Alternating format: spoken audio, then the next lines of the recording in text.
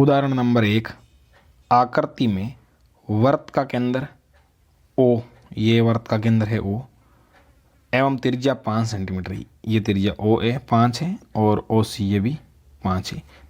यदि OP लंब AB है, ये OP AB पर लंब है और OQ लंब CD है और AB के समांतर में CD है और AB का मान है वो कितना दे रखा है, पूरा 8 दे रखा है और CD का मान दे रखा है 6, तो PQ का मान क्या होगा ये हमें बताना है। तो देखिए हमें यहाँ सबसे पहले क्या दे रखा है कि OP है वो लंब है, किस पर लंब है, AB पर। वह OQ है वो लंब है किस पर, CD पर। अतः हमें यहाँ से क्या मिल जाएगा, हमें यहाँ से ये मिल जाएगा कि AP है वो बराबर में है 1/2 AB का। वह ये जो CQ है वो भी है 1/2 किसका, CD का। तो देखिए यहाँ पे AP का मान कितना आ जाएगा आपके यहाँ, AP बराबर आ जाएगा आपके, टोटल कितना है AB 8 है तो 8 का आधा यानी 4 आ जाएगा। वह यहाँ CQ का मान कितना आ जाएगा आपके, टोटल कितना दे रखा है प्रश्न में, 6 दे रखा है तो 6 का आधा यानी 6/2 बराबर 3 आ जाएगा। अब देखिए आपको यहाँ पे मान मिल चुका है, ये कितना है 3 है और ये कितना है आपके यहाँ पे 4। तो आपको समकोण त्रिभुज लेना है पहले, समकोण त्रिभुज पहले कौन सा लेगा, OPA या APO, APO में बोधायन पर में से देखो क्या हो जाएगा, OP का मान निकालना आपको, तो OP स्क्वायर बराबर हो जाएगा 5 का स्क्वायर कर्ण है, 5 का स्क्वायर माइनस 4 का स्क्वायर। तो देखिए यहाँ पे हो जाएगा OP बराबर अंडर रूट लग जाएगा, उधर स्क्वायर हटाएंगे तो 5 का स्क्वायर 25 माइनस 4 का 16। तो यहाँ पे क्या आएगा अंडर रूट के, देखो 16 इसमें से घटाओगे तो क्या बचेंगे 9 और 9 का वर्गमूल कितना आएगा आपके, देखिए यहाँ पे 3 आ जाएगा, 9 का वर्गमूल 3 आ जाएगा। अब देखिए आपको समकोण त्रिभुज लेना है दूसरा वाला, यानी समकोण त्रिभुज ये लो CQO में, CQO में इसमें ही आपको बोधायन पर में लगाना है, जिसमें आपको किसका मान निकालना है, देखो OQ का निकालना है। तो आप लिखोगे OQ का स्क्वायर बराबर, देखिए OQ का स्क्वायर बराबर 5 के स्क्वायर में से क्या घटाना आपको, 3 का स्क्वायर घटाना है। तो यहाँ पे देखो OQ का स्क्वायर हटाओगे तो उधर अंडर रूट लगेगा, 5 का स्क्वायर 25 माइनस 3 का 9, 9 घटाओगे 25 में से तो क्या रहेंगे अंडर रूट के 16 और 16 का वर्गमूल कितना आ जाएगा 4 आ जाएगा। तो देखिए यहाँ पे 4 मान किसे का आया, OQ का आया। आपको किसका मान बताना है, PQ का बताना है। तो PQ बराबर देखो क्या होगा PO प्लस OQ, तो यहाँ पे जोड़ दो आप, ये 3 आया था और ये कितना आया था 4 आया था, टोटल कितना हो जाएगा 7 हो जाएगा। तो इस प्रश्न का आंसर क्या आ जाएगा आपके 7 हो जाएगा।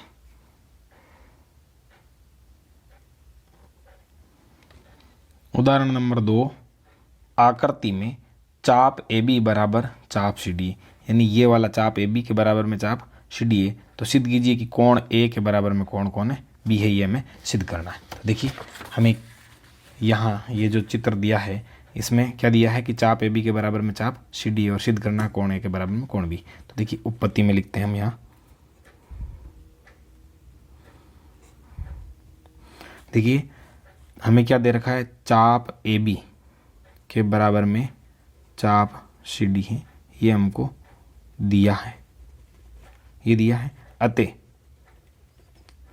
समान चाप से जो कोण बनते हैं केंद्र पर वो कोण भी क्या होते हैं, बराबर होते हैं। तो यहाँ से हमें कोण मिल जाएंगे, देखो ये मैं 1 नंबर कह दूँ और ये कह दूँ मैं 2 नंबर, तो कोण 1 बराबर है किसके, कोण 2 के। क्यों, ये दो इनके चाप बराबर है तो इनके सम्मुख जो कोण हैं वो भी बराबर होंगे, ये हो गया। अब देखिए हम क्या करेंगे, दोनों ओर कोण, यहाँ पे देखो ये जो बीच वाला है ये कोण दोनों तरफ जोड़ देते, इसका मैं 3 नाम दे दूँ, कोण 3 जोड़ने पर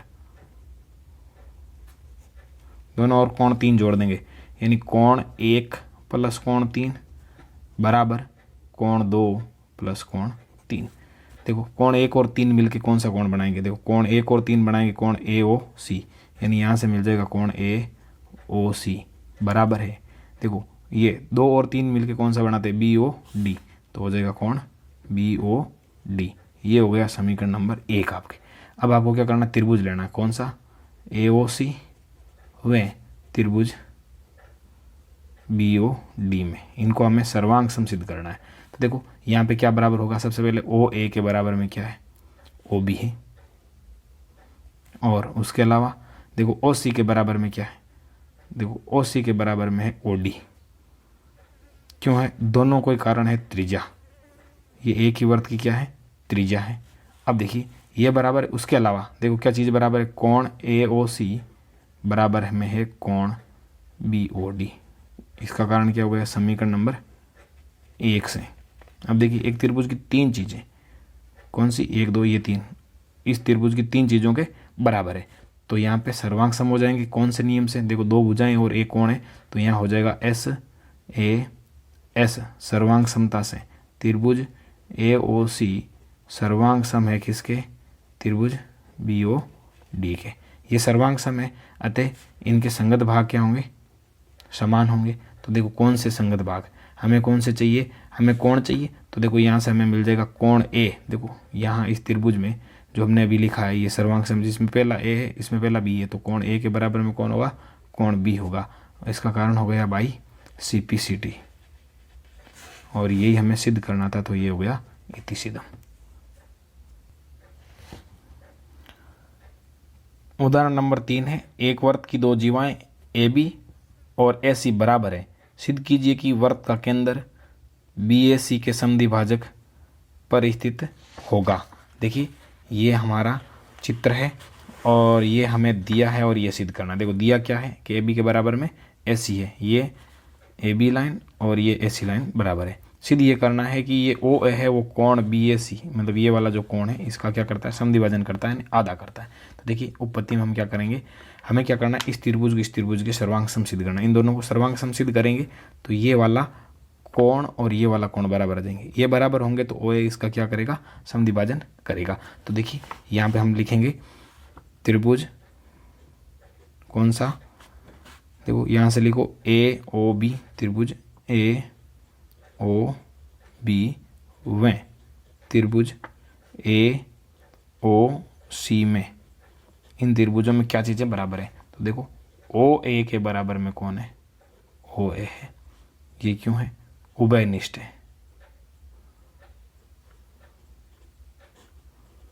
दोनों तरफ काम आ रही है। उसके अलावा देखो यहाँ से हो जाएगा आपके AB बराबर में AC है। ये क्यों है, ये हमको दिया है, ये हो गया। और उसके अलावा हो जाएगा इधर से देखो OB बराबर में उधर से हो जाएगा OC।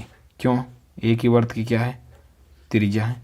देखो एक त्रिभुज की 3 चीज़ें दूसरे त्रिभुज की 3 चीज़ों के बराबर है, तो अतः यहाँ पर क्या हो जाएगा, S सर्वांग समता से त्रिभुज AOB सर्वांग सम है त्रिभुज AOC के, सर्वांग सम है, अतः इनके संगत भाग क्या होंगे, बराबर होंगे। तो मैं ये कह दूँ कोण नंबर 1, ये कह दूँ मैं 2, तो यहाँ से मुझे क्या मिल जाएगा, कोण 1 है वो बराबर है किसके, 2 के। क्यों है, बाई CPCT। अब देखिए कोण 1 और 2 बराबर है, अतः OA कोण BAC का समद्विभाजन करता है।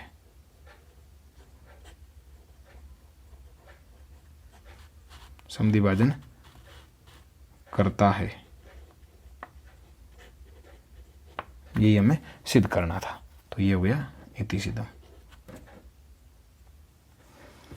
उदाहरण नंबर 4, यदि 2 वर्त एक दूसरे को 2 बिंदुओं पर प्रतिच्छेद करते हैं तो सिद्ध कीजिए कि उनके केंद्रों को मिलाने वाली रेखा उनकी उभयनिष्ठ जीवा का लंब समद्विभाजक होती है। देखिए हमें ये चित्र दे रखा है, इस चित्र में देखिए आपको क्या दे रखा है कि ये 2 वर्त है, एक तो O केंद्र वाला एक P केंद्र वाला, जो आपस में A और B बिंदु पर करते हैं, और AB इनकी उभयनिष्ठ जीवा है, और ये OP रेखाखंड है जो आपस में कहाँ पर करते हैं, M बिंदु पर करते हैं। तो हमें क्या दिया हुआ है, 2 वर्त एक दूसरे को A व B बिंदु पर काटते हैं। सिद्ध करना है कि OP है ये वाली लाइन जीवा AB का क्या करती है, लंब समद्विभाजन करती है, यानी बराबर 2 भागों में बांटती है और उसके साथ में 90 डिग्री का कोण भी बनाती है। ये हमें सिद्ध करना है। देखिए उपपत्ति में हम क्या करेंगे, सबसे पहले हम इन दो त्रिभुजों को सर्वांग सम करेंगे, AOP और BOP। तो लिखेंगे त्रिभुज AOP व त्रिभुज BOP में देखिए क्या चीज़ें बराबर है, इधर से AO बराबर में है उधर से BO। देखो AO और BO एक ही वर्त की क्या है, त्रिज्या है, इसकी कारण लिख दो त्रिज्या। ठीक है, अगली चीज़ देखो क्या बराबर हो जाएगी, यहाँ से देखो AP बराबर BP, इधर का AP बराबर है किसके, BP के। ये देखिए AP और ये BP बराबर है दोनों, तो यहाँ पर हो जाएगा ये भी एक ही वर्त की क्या है, त्रिज्या है, इसका कारण ये हो गया। उसके अलावा OP बराबर OP, ये उभयनिष्ठ है, कॉमन है, कॉमन साइड। तो देखिए एक त्रिभुज की तीन चीज़ें दूसरे त्रिभुज की तीन चीज़ों के बराबर है, तो लिख देंगे अतः कौन से सर्वांग सम नियम से, एस सर्वांग समता से क्या हो जाएगा, त्रिभुज AOP सर्वांग सम है किसके, त्रिभुज BOP के। सर्वांग सम है अतः इनके संगत भाग है वो क्या होंगे, बराबर होंगे। तो देखो मैं यहाँ इस चित्र में ये कह दूँ कोण नंबर 1, ये कह दूँ कोण नंबर 2, तो यहाँ से हमें ये मिल जाएगा कोण 1 बराबर है किसके, 2 के। क्यों, बाई CP CT, और ये समीकरण नंबर आपके 1 भी है। अब देखिए आपको क्या करना है, दूसरा त्रिभुज लेना है AOM, यानी त्रिभुज AOM व त्रिभुज BOM में इनको सर्वांग सम सिद्ध करना है। तो देखिए इनमें क्या चीज़ें बराबर है, देखो यहाँ से हो गया AO बराबर में BO, ये क्या है, एक ही वर्त की त्रिज्या है। उसके अलावा कोण नंबर 1 बराबर हो गया कोण नंबर 2 के, समीकरण नंबर 1 से। देखिए हमने ये छोटा त्रिभुज लिया AOM, इसमें देखो ये और ये भुजा बराबर है, इधर से हमने लिया BOM, ये दोनों बराबर है, क्यों, एक ही वर्त की त्रिज्या। कोण 1 और 2 बराबर है, हमने ऊपर सिद्ध कर लिया समीकरण 1 में। अब देखिए OM बराबर OM दोनों साइड में काम आ रही है, तो OM बराबर OM, तो ये हो गया उभयनिष्ठ। अब देखिए एक त्रिभुज की तीन चीज़ें दूसरे त्रिभुज की तीन चीज़ों के बराबर है, तो ये क्या है, सर्वांग सम है। तो यहाँ पर कौन सा नियम होगा, दो भुजाएं एक कोण है, तो S सर्वांग समता से त्रिभुज AOM सर्वांग सम है त्रिभुज BOM के। और अगर ये सर्वांग सम है तो अतः हमें क्या मिल जाएगा, इनके संगत भाग बराबर मिल जाएंगे। तो देखिए संगत भाग कौन से, यहाँ से हमें एक तो मिल जाएगा, क्या मिल जाएगा आपको, AM बराबर में है BM, ये मिल जाएगा। वह आपके मैं कोणों के नंबर अंकित कर दूँ, ये हो गया कोण नंबर 3 और ये कह दूँ मैं 4 नंबर इस तरफ का, तो कोण नंबर 3 बराबर में हो गया कोण नंबर 4। इनका कारण हो गया बाई CP CT, ये हो गया इनका कारण। अब देखिए ये चीज़ें बराबर हो गई। अब देखो AM बराबर BM, यानी इस लाइन के बराबर दो टुकड़े को, ये और ये बराबर है, तो इसका मतलब समद्वि भाजन तो हो गया, लेकिन अब लंब बाकी है, ये 90 डिग्री का कोण बाकी है। तो उसके लिए देखो हम क्या करेंगे, कोण 3 प्लस कोण 4 करेंगे तो कितने के होंगे, 180 डिग्री के। क्यों कि रेखीय कोण युग्म यानी एक सीधी रेखा है, तो इनको जोड़ेंगे तो ये होंगे। तो देखिए यहाँ पे हमें क्या मिल जाएगा, देखिए यहाँ पे देखो कोण 3 और 4 दोनों बराबर है, तो हमें यहाँ कोण 3 का मान भी कितना मिल जाएगा, कोण 4 का मान भी कितना मिल जाएगा, 90 डिग्री मिल जाएगा। ठीक है, तो यहाँ पे देखो हमें 90 डिग्री का कोण भी मिल गया, तो यही हमें सिद्ध करना था, तो ये हो गया HP। और आप चाहो तो यहाँ पे लिख सकते हो अतः ये OP है वो जीवा AB का लंब समद्विभाजन करता है।